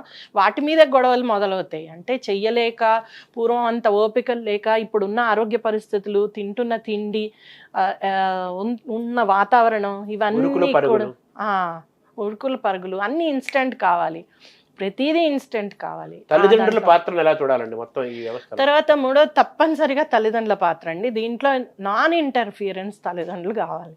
వాళ్ళు నేర్పించాలి కానీ ఇంటర్ఫియర్ అవ్వకూడదు. మూడో వ్యక్తి ఎప్పుడు వచ్చారో వాళ్ళిద్దరి మధ్య ఖచ్చితంగా ఆ మ్యారేజ్ నిలబడదండి. ఆ మూడో వ్యక్తి ఎవరైనా కావచ్చు. సో ముఖ్యంగా తల్లిదండ్రులది ఎక్కువ ఇంపార్టెన్స్ ఉంటుంది. ఒకసారి మ్యారేజ్ అవ్వగానే, కొంత టైం అవ్వగానే, ఏదైనా ప్రాబ్లం రాగానే ఆ అమ్మాయికి అబ్బాయికి తల్లిదండ్రులే గుర్తొస్తారు.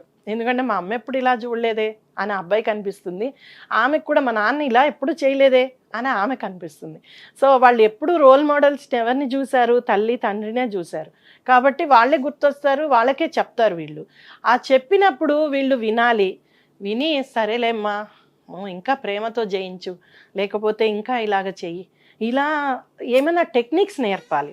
అంతేగాని ఇంటర్ఫియర్ అయ్యి ఇంకా ఎగది ఎందుకు అలా చేస్తాడు, వాడి సంగతి చూద్దాం రా, ఇప్పుడే పోలీస్ స్టేషన్ తీసుకెళ్తా, లేకపోతే పెద్ద మనుషులు ఉన్నారు తీసుకెళ్తా, అక్కడ పంచాయతీ పెట్టిద్దాం, లేకపోతే నేను వచ్చి అడుగుతా ఉండు, వాళ్ళ అమ్మ నాన్నకి సంబంధమే ఉండదు, వాళ్ళు ఎక్కడో వేరే చోట ఉంటారు, వాళ్ళని వెళ్ళి బెదిరిస్తాం. ఇలాంటివన్నీ ఖచ్చితంగా. నీకేం తక్కువ అమ్మా, నువ్వు ఇంకా ఒక 5 రూపాయలు ఎక్కువే సంపాదిస్తున్నావు, నీకేం బాధ, నువ్వు ఎందుకు ఇవన్నీ పడుతూ ఉండాలి, నువ్వు ఊరికే ఉంటున్నావా, ఆయన ఎంత చేస్తున్నాడో నువ్వు అంతే, కాబట్టి ఆయన కూడా చెయ్యాల్సిందే. ఇలాంటి ఎన్నో రకాలుగా ఏమి అంటే ఒక రకంగా అండి, ఆ జనరేషన్ తల్లిదండ్రుల ఆలోచన విధానం వేరు, ఈ జనరేషన్ వేరు, కానీ వాళ్ళు ఆ విధంగా ఆలోచించట్లే. అమ్మో అమ్మాయి పెళ్ళి చెడిపోతుందో, అబ్బాయి పెళ్ళి చెడిపోతుందో అనే భయము లేదు. మ్యారేజ్ చేస్తే బ్యూరోస్ వచ్చేసాయి, థర్డ్ మ్యారేజ్ చేస్తే బ్యూరోస్ వచ్చేసాయి, ఏవైనా కానీ ఆ మ్యారేజ్ బ్యూరోలో అన్ని తప్పులే ఉంటాయి, అబద్ధాలే ఉంటాయి, అయినా కూడా అవే నమ్మేసి ఏదో ఒకటి చేసేసి చేతులు దులుపుకుంటారు, అది ఫెయిల్ అవుతుంది. ఎందుకు, రూట్ కాజ్ ఏంటి అనేది చూడరు. అది అందువలన ఈటల్ కౌన్సిలింగ్లో ఖచ్చితంగా తల్లిదండ్రులకు కూడా కౌన్సిలింగ్ ఇవ్వాలి, వాళ్ళకు కూడా నేర్పించాలి. ఒక దంపతుల మధ్య మనం దూరకూడదు, ఎంతైనా వాళ్ళిద్దరే దాన్ని సెట్ చేసుకోవాలి, అప్పుడు కరెక్ట్గా సెట్ అవుతుంది అనేది తల్లిదండ్రులకు నేర్పించాలి. ఎంతవరకు ఇంటర్ఫియర్ అవ్వాలి, ఎప్పుడు ఇంటర్ఫియర్ అవ్వాలి, ఇఫ్ ఇట్ ఈజ్ అబ్యూజివ్ అంటే బాగా వైలెన్స్ ఉంది, హింస ఉంది ఆ మ్యారేజ్లో, డెఫినెట్గా ఇంటర్ఫియర్ అవ్వాలి, డెఫినెట్గా హెల్ప్ చేయాలి. తప్పనిసరిగా పోలీసో లేకపోతే చట్టం యొక్క సహాయం తీసుకోవాలి. ఎప్పుడైతే అంతవరకు ఎందుకు వచ్చింది అనే రూట్ కాజ్ కూడా చూడాలి. అంత హింసాత్మకంగా ఎందుకు తయారయ్యారు, అంత గొడవలు ఎందుకు అయ్యాయి, ముందే ఎందుకు దీన్ని సార్ట్అవుట్ చేయలేదు, అలాంటివి ఎప్పుడు సార్ట్ అవుతాయంటేనండి, ఎప్పటికప్పుడు తల్లిదండ్రులు విజిట్ చేయడం, లేకపోతే వాళ్ళ ఇళ్ళకి పిలుస్తూ ఉండడం, కొన్ని అబ్జర్వ్ చేయడం, కొన్ని సలహాలు ఇవ్వడం, ఈ పెద్దరికం అనేది చూపించడం, అది చేయగలిగితే తప్పనిసరిగా చిన్న చిన్న సమస్యలకే విడిపోతుంది వాళ్ళ సంఖ్య ఎక్కువ ఉందా, పెద్ద పెద్ద సమస్యలు ఎక్కువ ఉంటున్నాయి అంటారు? అది చిన్నది పెద్దది అని మనం చెప్పలేమండి. వాళ్ళ తరఫు నుంచి వాళ్ళు ఎలా ఆలోచిస్తున్నారు అనేది. ఇప్పుడు వాళ్ళకి అదే పెద్ద సమస్యగా అనిపించవచ్చు. అమ్మాయి గొడవ చేసి వచ్చేసింది, అయినా కూడా అతను ఫీజులు కడుతున్నాడు పిల్లలకి, అయినా కూడా ఆమె ఇంకేదో అడిగింది ఇవ్వలేదు ఆమె గొడవ పెట్టుకోవాలనుకుంటోంది ఒక కేసు నాకు నిన్ననే. అంటే నేను అన్నాను, ఎందుకు ఇంకా కొంత ఓపిక పట్టు, ఏదో ఇస్తున్నాడు కదా అంటే ఇంకా ప్రేమ కొంత గొప్ప ఉంది కదా, కొద్దిగా సమయం ఇచ్చి దాన్ని బాగు చేసుకుని మాట్లాడి సార్ట్అవుట్ చేసుకుని అలా చేసుకోవాలన్న ఆలోచన లేదు. తర్వాత ఎక్స్పర్ట్ హెల్ప్ ఎవరి దగ్గరికి వెళ్ళాలి అనేది తెలియదు. ప్రతి మ్యారేజ్కి సపోర్టివ్ సిస్టమ్స్ ఉండాలండి. ఏ మ్యారేజ్ అయినా కానీ సక్సెస్ అవ్వాలంటే సపోర్టివ్ సిస్టమ్స్ ఉండాలి. అవి కొంతమంది సపోర్టివ్ సిస్టమ్స్, సపోజ్ ఈ బాబాయో ఈ మామయ్యో పెళ్లి పెద్దగా వ్యవహరించాడో, లేకపోతే ఆయన అందరినీ సమానంగా చూసి ఖచ్చితంగా మంచి చెప్తాడో, అదొక సపోర్ట్ సిస్టమ్. తర్వాత ఏ ప్రొఫెషనల్ ఉన్నారు, ఏ కౌన్సిలర్ ఉన్నారు, మనం వెళ్తే నిజంగా మనకి అక్కడ ఏదో ఒక సొల్యూషన్ దొరుకుతుంది, అదొక సపోర్ట్ సిస్టమ్. మరీ హింస ఉంది మ్యారేజ్లో, పోలీసా, సఖీ సెంటరా, సిటీడబ్ల్యూఆ, ఇంకెక్కడికి వెళ్ళాలి, లేకపోతే ఎవరికి కాల్ చేయాలి, 100 కాల్ చేయాలా, 181 ఉమెన్ హెల్ప్ లైన్ కాల్ చేయాలా, చాలా ఉన్నాయి. అవన్నీ కూడా వాటి గురించి తెలియకపోవడం, తెలుసుకోవడం. తర్వాత చట్టం గురించి తెలుసుకోవడం. ఇద్దరు కూడా అంటే అట్లీస్ట్ ఏదైనా కానీ వాళ్ళకి లోపం జరిగింది అన్నప్పుడు చట్టం కూడా, ఇప్పుడు జడ్జిల దగ్గర నుంచి హైకోర్టు వరకు వెళ్ళిన కేసులు ఉన్నాయి. నాకు ఎంతోమంది హైకోర్టు జడ్జిలు నాకు తెలుసు, వాళ్ళు భార్యాభర్తలను ఇద్దరిని తమ ఛాంబర్కి పిలిపించుకుని వాళ్ళకి నయాన భయాన నచ్చ చెప్పి, అమ్మ కలిసి ఉండండి అమ్మ, ఇన్నేళ్ళు కొట్లాడుకున్నారు, హైకోర్టు వరకు కేసు వెళ్ళిందంటే 10-15 ఏళ్ళు కేసు నడిచినట్టు, అయినా కూడా వాళ్ళని బాగు చేయాలనుకున్న వాళ్ళు. చట్టం కూడా అదే చెప్తుంది, ఎలా అయినా కలపాలి అని చెప్తుంది, ఎలా అయినా బాధ్యతలు నేర్పాలి అని చెప్తుంది. భర్త బాధ్యతగా లేడు అంటే మెయింటెనెన్స్ ఇయ్యమని చెప్తోంది, భార్య బాధ్యతగా లేదు అంటే ఆమెకు కూడా నచ్చ చెప్పే ప్రయత్నం చేస్తుంది. సో ఈ ఏవైతే ఉన్నాయో ఈ సిస్టమ్స్ని వాళ్ళు కరెక్ట్గా ఉపయోగించుకుంటే వాళ్ళు కలిసి ఉండడానికి అవకాశం దొరుకుతుంది. అంటే ప్రతిదీ విడగొట్టేవు, ఇప్పుడు పోలీస్ కూడా విడగొట్టడానికి లేదు, వాళ్ళు డైవర్స్ ఇయ్యరు కదండి, వాళ్ళు విడగొట్టే పరిస్థితి లేదు. డైవర్స్ ఎక్కడొస్తుంది, కోర్టులోనే వస్తుంది, కోర్టుకే వెళ్ళాలి. కోర్టు కూడా ఎందుకు అన్ని వాదనలు వింటుంది, సో దట్ వీళ్ళు ఎక్కడైనా కలిసి ఉంటారేమో. కాలం మారుస్తుంది. ఇప్పుడు మ్యూచువల్ కన్సెంట్ డైవర్స్ ఉందండి, వెంటనే డైవర్స్ ఇవ్వచ్చు, కానీ దానికి కూడా 1 year దూరం ఉన్నారా, తర్వాత ఇన్ని రకాల కనీసం 3-4 సార్లైనా కోర్టుకు వచ్చారా, వాదనలు ఉన్నాయా, వాళ్ళు చెప్పేది కరెక్టేనా, ఇద్దరు ఒప్పుకున్నారా అనేది చూసాకే ఇస్తారు. మన విధానాలు బాగున్నాయంటారా? ఉన్నంత వరకు చట్టంలో లోపాలు లేవు, ఉపయోగించుకోవడంలో లోపాలు ఉన్నాయి, దాన్ని అమలు పరచడంలో లోపాలు ఉన్నాయి. చాలా వరకు అవగాహన లేదు. తర్వాత లోపాలు ఎందుకున్నాయంటే ఇప్పుడు మెయింటెనెన్స్ రావాలండి, రావట్లేదు. కోర్టు ఆర్డర్ ఇస్తుంది, నెలకి 20,000 ఇయ్యి అని, ఇవ్వనంటాడు. నా ఉద్యోగమైనా మానేస్తాడు, నాకేం లేదని చూపిస్తాడు. చుట్టూ ఉన్న తల్లిదండ్రులు, అడ్వకేట్లు, మిగతా వాళ్ళు కూడా సపోర్ట్ చేస్తారు, ఇలా చెయ్యి అప్పుడు నువ్వేమి ఇవ్వక్కర్లేదు, దాని సంగతి తెలిసి వస్తుంది అంటారు. అంటే మనం ఒక చట్టం పెట్టాం మెయింటెనెన్స్ ఇవ్వాలి అని. ఎందుకు పెట్టాం?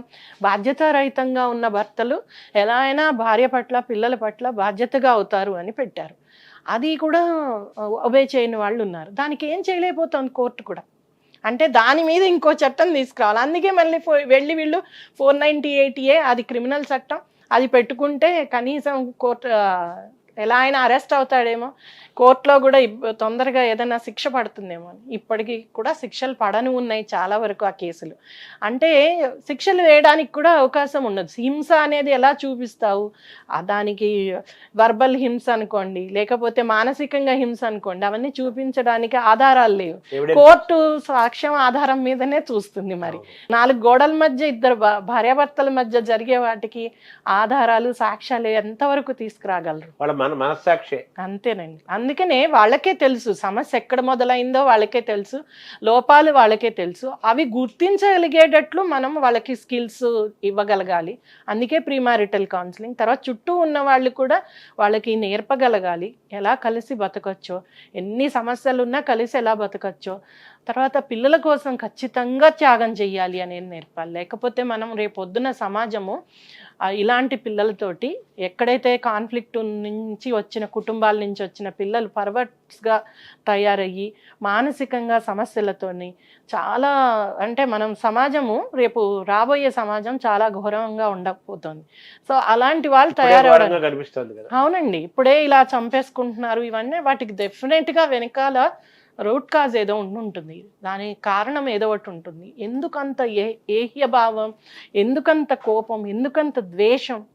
సో కోపము, ద్వేషము, ఇవి కోపము, ద్వేషము, అహంకారము, అనుమానం, ఇవన్నీ ఎందుకు? భార్య మీద అసూయపడడం ఏంటి, లేకపోతే భర్త మీద అసూయపడడం ఏంటి? అంటే భార్యాభర్త, అందుకనే మన పురాణాల్లో చెప్పినట్టు వాళ్ళిద్దరూ సగభాగం, ఇద్దరు ఒకటే. ఏదైనా బైబిల్ అయినా అది చెప్తాను, ఖురాన్ అయినా, ఇద్దరు ఒకటే, ఒకే సోల్ లాగా ముందే కనుక ఆ బంధం ఏర్పడగలిగితే పెళ్లి కాగానే, అందుకే కదా ఇన్ని రిచువల్స్ పెట్టారు. వాటన్నిట్లో వాళ్ళు కలుసుకుంటారు. ప్రేమ పెళ్లిళ్ళు కూడా ఉంటున్నాయి కదా, అరేంజ్డ్ మ్యారేజ్ లో కూడా. ప్రేమ పెళ్లిళ్ళు కూడా చాలా పెద్ద మనసుతోటి చాలా వరకు తల్లిదండ్రులు ఒప్పుకుంటున్నారు, ఒప్పుకోకపోయినా వీళ్ళు చేసుకుంటున్నారు. కానీ వాటిల్లోనూ ఇదే సమస్య, అవగాహన లోపము, అనుమానము, అహంకారము. ఇవి విడవందే నువ్వు భార్యకో భర్తకో తన ఓన్ స్పేస్ ఇవ్వాలి, తనకి ఫ్రీడమ్ ఇవ్వాలి. ఎట్ ద సేమ్ టైం ఒకళ్ళంటే ఒకళ్ళు బాధ్యతగా ఉండాలి, ప్రేమగా ఉండాలి. ఉండగలిగితే కనుక ఖచ్చితంగా ఆ మ్యారేజ్ ఎన్నేళ్ళన్నా నిలబడుతుంది. ఈ కుటుంబ వ్యవస్థ అనేది మన భారతదేశం ఒక ప్రత్యేకత మిగతా దేశాలతో పోల్చుకుంటే. ఇందులో ఒక శాశ్వతమైన ఆనందము, శాశ్వతమైన ఒక రక్షణ, శాశ్వతమైన ధైర్యము, తోడు, చాలా మంచి అంశాలన్నీ ఉన్నాయి. సరే, అడ్జస్ట్మెంట్ అనేది ఉంటుంది, ఎలాగో నడుస్తుంది ఎన్నో ఏళ్ళ నుంచి. బేసిక్గా ఏంటంటే తల్లిదండ్రులు ఒక పాత్ర చాలా గొప్పది, పెంపకం బాగుండాలి, వాళ్ళు కలపటానికి కలిసి ఉంచడానికి వాళ్ళ ప్రయత్నం చేయాలి, ఇంటి పెద్దలు తల్లిదండ్రుల పాత్ర. అలాగే ఈ కొత్త తరాలకి పెళ్లి చేసుకోబడి తరాలకి ఈ మ్యారేజ్ వ్యవస్థ పైన పూర్తిగా వాళ్ళకి ఒక అవగాహన ఉండాలి. ఆ దిశగా ఈ కుటుంబ బంధాలపైన, ఫ్యామిలీ రిలేషన్స్ పైన ఒక కోర్సు ప్రతి దశలో కాలేజీ లెవెల్లో కోర్సెస్ కూడా తీసుకురావాలి అని చెప్పి మీరు చెబుతున్నారు. అంతే కదా మేడం? వాళ్ళు అటేడు తరాలు ఇటేడు తరాలు చూడమంటారు కదా అనేవాడు ఒకప్పుడు. How far it is relevant today? ఇప్పుడు 7 తరాలు చూడడం కష్టమేమో, కానీ కనీసం ఆ 7 స్కిల్స్ ఉన్నాయా లేదా వీళ్ళకి, అవి ఇవ్వగలిగామా? 7 స్కిల్స్ ఏంటి మేడం? 1 2 3 అదేనండి, communication, how to say no, తర్వాత కన్విన్సింగ్ మాట్లాడడము, నొప్పించకుండా ఒప్పించడము, శృంగారం గురించో ఆ మ్యారేజ్ గురించో అవగాహన, అంటే నాలెడ్జ్. సో ఇవన్నీ స్కిల్స్ వాళ్ళకి ఉండాల్సినవి. ఇంకా తర్వాత అటు కుటుంబం ఇటు కుటుంబం గురించి విషయ పరిజ్ఞానం ఏముంది, వాళ్ళ సంస్కృతి ఏంటి, వాళ్ళ ఆచారాలు ఏంటి, వీటి గురించి ఉండాలి. అలాగనే ఒకళ్ళ అలవాట్లు, ఒకళ్ళ ఒపీనియన్స్ గౌరవించుకోవడం, ఒకళ్ళనొకళ్ళు అర్థం చేసుకోవడం, తర్వాత బాధ్యత తీసుకోవడం, అనుమానించకుండా ఎలాగ ఇంకొకళ్ళ మీద భరోసా ఉంచవచ్చు అనేది నేర్చుకోవడం. ఈ రోజుల్లో అది కూడా చాలా అవసరం. అంటే నమ్మకం అనేది పోయింది. వివాహ వ్యవస్థకి పునాది నమ్మకం, తర్వాత సెకండ్ది పిల్లర్ ఈజ్ అడ్జస్ట్మెంట్. ఈ 2 లేనప్పుడు ఏది నిలబడదు. ఆ 2 ఉండాలి. మానవీయ కోణం అనేది ఇంపార్టెంట్ కదా, హ్యూమన్ యాంగిల్ అనేది. అంతే కదండి. ప్రేమ, నువ్వు అర్థం చేసుకుంటున్నావు, వాళ్ళ కోసం త్యాగం చేస్తున్నావు అంటేనే మానవీయ కోణం. అది వ్యక్తిగా ఎవరికైనా ఉండాల్సిన గుణాలు, అవి మానవత్వం ఉండాల్సిన గుణాలు. ఆ మానవత్వం ఉంటేనే ఆమె అత్తగారిని చూస్తుంది, ఆయన ఈ అమ్మాయి గురించి ఆలోచిస్తారు. సో ఆ మానవత్వం పెంపొందించాలి పిల్లల్లో. ప్రేమించే గుణము, క్షమించే గుణము, సేవ చేసే లక్షణము, ఇవన్నీ కూడా మానవీయమైన కోణాలే కదా. అవన్నీ మనము ఆచరిస్తే తల్లిదండ్రులు పిల్లలు నేర్చుకుంటారండి. ఈ కొత్త పిల్లల తరాల్లో ఆడపిల్లలు మగ పిల్లల్లో ఎక్కడ ఎక్కువ లోపం ఎక్కడ జరుగుతుంది? ఇద్దరిలోనే ఉందండి, ఇద్దరిలోనూ సమానంగా ఉంది. పూర్వము ఆడవాళ్ళు ఎక్కువ అన్యాయం అయిపోతున్నారు అనే ఫీలింగ్ ఉండేది. ఇప్పుడు నేను అలా అనట్లే. సమానత్వం అన్నప్పుడు మనము జెండర్ ఈక్వాలిటీ మాట్లాడినప్పుడు 2 వైపులా ఆలోచించాలి. 2 వైపులా అన్యాయం అవుతున్న భర్తలు ఉన్నారు, అన్యాయం అవుతున్న భార్యలు ఉన్నారు. ఆ విధంగా అంటే ఏమి చేతగాకుండా అన్యాయం అయిపోయిన అబ్బాయిలు ఉన్నారు. ఒక అవగాహనతోటి అర్థం చేసుకొని కలిసి మెలిసి జీవించడమే తరుణోపాయం. అంతే కదా. Thank you madam. Thank you so much.